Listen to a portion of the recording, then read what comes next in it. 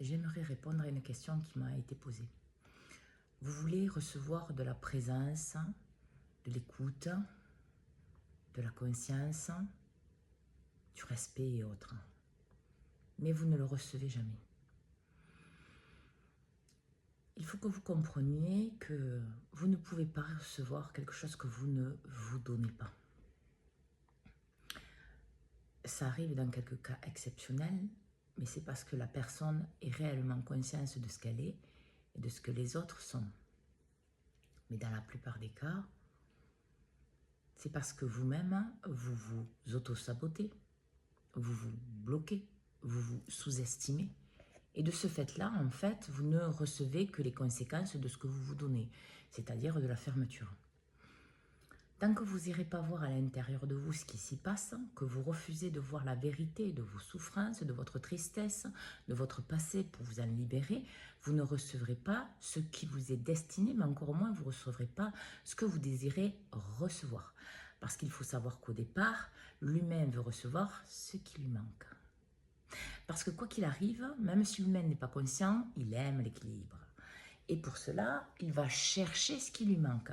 C'est-à-dire que par exemple, dans votre enfance, on a manqué de justesse, vous avez manqué d'écoute, vous avez manqué de présence.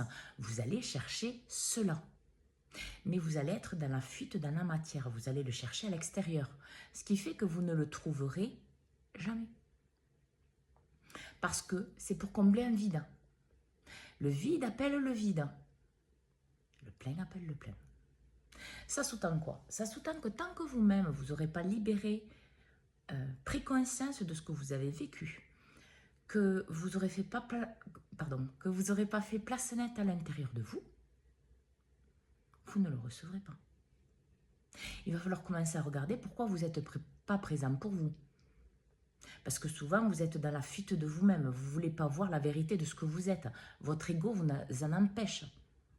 Parce que pour lui, dans le passé, c'était une protection. Mais ici, maintenant, c'est une destruction et un auto-sabotage. Tout simplement parce que vos parents ne vous ont pas permis d'être mature émotionnellement parce qu'eux ne l'étaient pas. Donc, il n'est plus l'heure de chercher la faute. Il est l'heure que vous vous donniez ce que vous désirez recevoir. Parce que déjà, pour votre vie toute simple, c'est merveilleux. Soyez respectueux envers vous-même. Vous voulez avoir quelqu'un en face de vous qui vous respecte? Respectez-vous. Respectez vos paroles, respectez vos engagements, respectez ce que vous êtes, respectez vos valeurs, respectez vos besoins, soyez à l'écoute de vous. Ainsi, vous attirerez l'équilibre dans la justesse, c'est-à-dire la vérité et non la problématique. En fait, arrêtez de jouer Calimero et revenez à la vérité. Vous voulez qu'on soit fidèle à vous. Est-ce que vous êtes fidèle à votre âme? Est-ce que vous êtes fidèle à la vérité qui vit à l'intérieur de vous, à votre ressenti, à vos paroles, à vos engagements, à vos valeurs, à vos besoins? Non. Comment ça va être dans la matière? Ça sera pareil.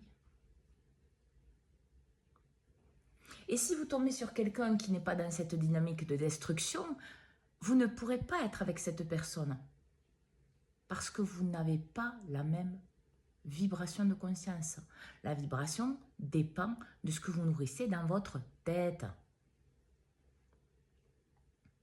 Donc, si vous voulez recevoir de la constance, de la présence, de l'attention, recentrez-vous à l'intérieur de vous. Ne nourrissez plus des situations que vous ne voulez plus voir dans votre vie.